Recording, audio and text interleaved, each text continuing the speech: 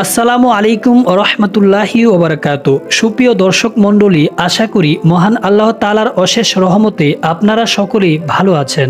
দোয়া শব্দের অর্থ হলো ডাকা, চাওয়া ও কাউকে আহ্বান করা। আমরা আল্লাহ রাব্বুল আলামিনের কাছে দোয়া করি, এর অর্থ হলো আল্লাহ রাব্বুল আলামিনের নিকট কিছু চাই বা কোনো বিপদ মুসিবতের থেকে উদ্ধারের জন্য আল্লাহর নিকট আকুতি করি, আরজি করি। সুপ্রিয় দর্শক, দোয়া শুধু দোয়া নয়, বরং দোয়া একটি ইবাদত।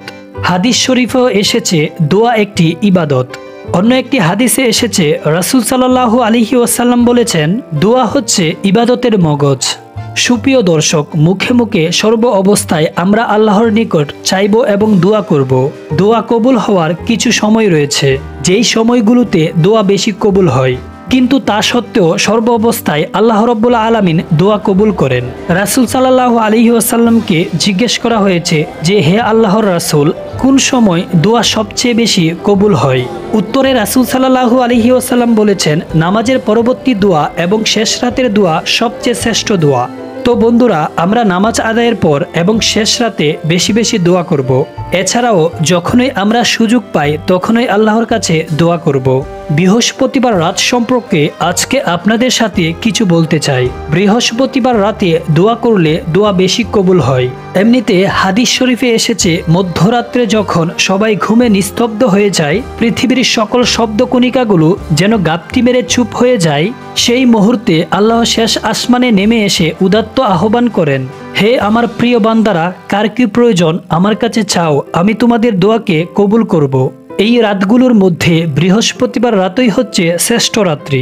কেননা বৃহস্পতিবার রাত হচ্ছে জুম্মার রাত্রি। দুইটি ঈদের রাত্রি শ্রেষ্ঠ হওয়ার পরেই জুম্মার রাত্রিই হচ্ছে শ্রেষ্ঠ রাত্র।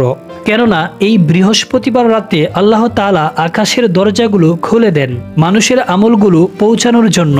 সুপ্রিয় দর্শক, এবার আমি আপনাদেরকে আহ্বান করব, আমরা বৃহস্পতিবার রাতে আল্লাহ রাব্বুল আলামিনের কাছে দুই হাত তুলে দোয়া করব। আল্লাহ রাব্বুল আলামিনের কাছে আমাদের সকল চাওয়া পাওয়া তার কাছে উত্থাপন করব।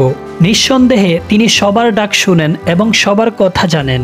অনেকেই বলতে পারেন যে, আমি তো দোয়া করি কিন্তু সাথে সাথে কেন কবুল হয় না, আমি তাৎক্ষণিক কেন দোয়ার ফল পাই না? আল্লাহ রাব্বুল আলামিন আমাদের প্রত্যেকটি ডাকই শুনেন, প্রত্যেকটি দোয়া শুনেন এবং তা হয়তো সাথে সাথে কবুলও করেন, কিন্তু দোয়া কবুলের ফলাফলটি তিনি সাথে সাথে প্রকাশ করেন না।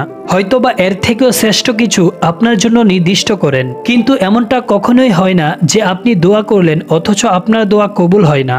আল্লাহ অবশ্যই আপনার জন্য আপনার থেকেও কল্যাণ বেশি বুঝেন, কেননা তিনিই আপনাকে সৃষ্টি করেছেন। আপনার মধ্যে যা উপাত্ত বা তত্ত্ব দেওয়া হয়েছে তার সম্পর্কে আপনি যতটা জানেন তার থেকেও বেশি জানেন মাবুদ, যিনি কিনা আপনাকে সৃষ্টি করেছেন। তাই কখনোই তাৎক্ষণিক দোয়া কবুল না হলে হতাশ হবেন না। দোয়া করে যান। আপনার দোয়াটি একভাবে যেমন দোয়া, অন্যভাবে সেটা ইবাদত। রাসূল সাল্লাল্লাহু আলাইহি ওয়াসাল্লামের দেখানো পদ্ধতিতে বেশি বেশি আল্লাহ রাব্বুল আলামিনের কাছে দোয়া করুন এবং বলতে থাকুন, আপনাকে যেন বেশি বেশি দোয়া করার তৌফিক দান করে। সর্ব অবস্থায়, সকল পরিস্থিতিতে, সকল বিষয়ে আমরা যেন আল্লাহ রাব্বুল আলামিনের দরবারে হাত পাতি। আমরা যেন আমাদের সকল চাওয়া পাওয়া তার নিকট সমর্পণ করি। হে আল্লাহ, আমাদের প্রত্যেকের দোয়াকে কবুল করুন। আমিন।